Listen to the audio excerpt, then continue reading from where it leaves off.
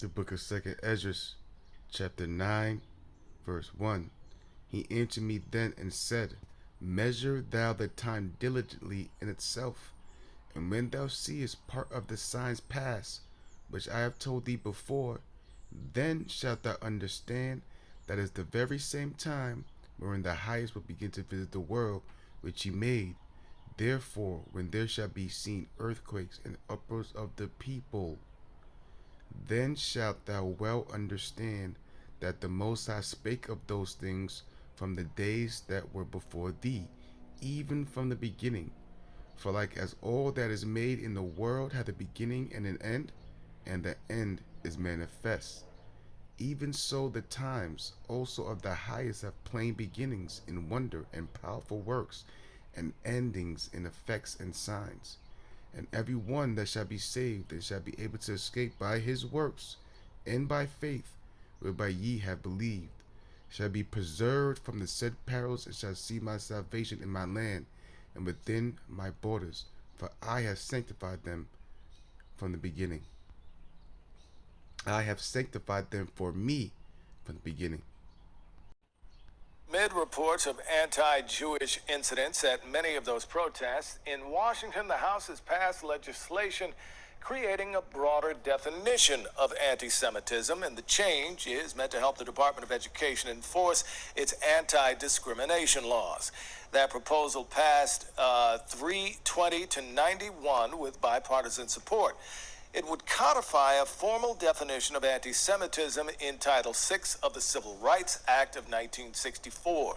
The language would also broaden the legal definition of anti-Semitism to include targeting Israel.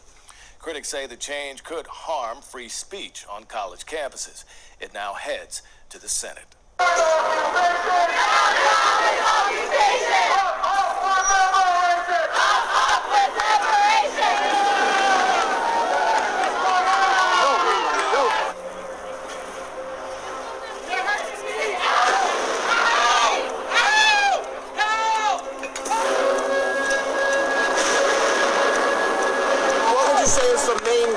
Tonight's protest? I think the goal is just showing our support for Palestine and demanding that NYU. I honestly don't know what NYU stands. A free Palestine from the river to the sea. And that we stand with the Palestinian resistance and their heroic and brave action on October 7th. And they said, long live October 7th.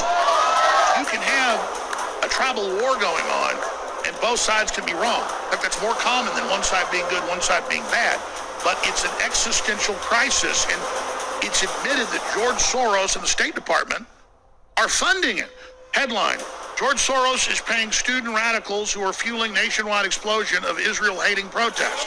It's problem, reaction, solution. A lot of groups like George Soros' Open Society Foundations and the Rockefeller Brothers Fund are giving donations through something called a fiscal sponsor, which is a nonprofit organization that then disperses funds to other groups. And this is how some of the groups like Students for Justice in Palestine and other groups are getting money. The big funders like the Soros Foundations and the Rockefeller Brothers Foundations are sending money through various different levels of nonprofits, so that when you go back to try to find who is the original donor, you have to do a lot of work. Famous on-record high-level KGB defector. When the Soviets use the phrase ideological subversion, what do they mean by it?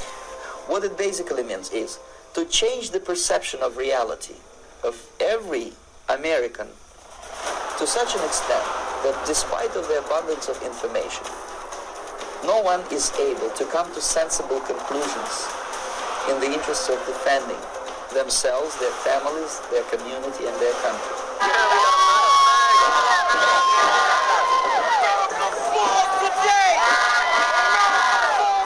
Dr. Rachel Ehrenfeld, she's author of the book, The Soros Agenda. She's also the founder and president of the American Center for Democracy and the Economic Warfare Institute. Well, George Soros has been funding for decades, directly and indirectly, quite a bit of money through the Tides Foundation in San Francisco or Hamas organizations even affiliated with Hamas, the Palestinian Islamic Jihad. After October 7, the Soros organization, through tithes and also directly, have been funding groups that organizing the demonstrations now. He has been funding Rashida Tlaib. Actually, is an honorary graduate of Soros grants. There is an organization in San Francisco that he funds, which actually works with high schools throughout the country, not only funding and calling for the demonstrations, but also giving instructions to high school students what to chant and what to yell during the demonstration, and what would be their talking points in order to counter anybody who criticizes Hamas. Troubled base Philadelphia bank, Republic First Bank, was collapsed and was seized by state regulators. Fulton Bank reached an agreement with regulators to take over Republic's first nearly 36 branches in Pennsylvania, New Jersey, and New York. It will reopen under the Fulton Bank name. This branch in Media already has a temporary sign-up. This is the first regional banking failure this year. And what we're seeing in the world today, I think, is we are on the brink of a dramatic change where we are about to, and I'll say this boldly, we're about to abandon the traditional system of money and accounting and introduce a new one. And the new accounting is what we call blockchain. It means digital. It means having a almost perfect record of every single transaction that happens in the economy, which will give us far greater clarity over what's going on. It also raises huge dangers in terms of the balance of power between states and citizens. In my opinion, we're going to need a digital constitution of human rights. They're going to bypass the banking system. One of the reasons why they're doing this is because the banks, once again, need to be bailed out. But the feds are going to let the banks swing in the wind, and they're going to go directly to consumer, and you're going to get your money directly from the central bank. They're not going to be bailed out this time. The Fed's going to say, you're out. We're going to go directly to consumer. Here's a CBDC. Well, the World Economic Forum has finally admitted what we've been saying here on the show. The U.S. dollar is about to change forever. That's right. We knew that CBDCs were rolling out central bank digital currencies, but this week we heard directly from Klaus Schwab's World Economic Forum that, in fact, 98% of central banks are preparing to launch CBDCs. Again, this right from the mouth of the World Economic Forum. After all, this is their plan. They've wanted to take away control of the monetary system, get it out of the hands of individual sovereign governments, individuals, and put it in the hands of Wall Street and sort of and larger banks.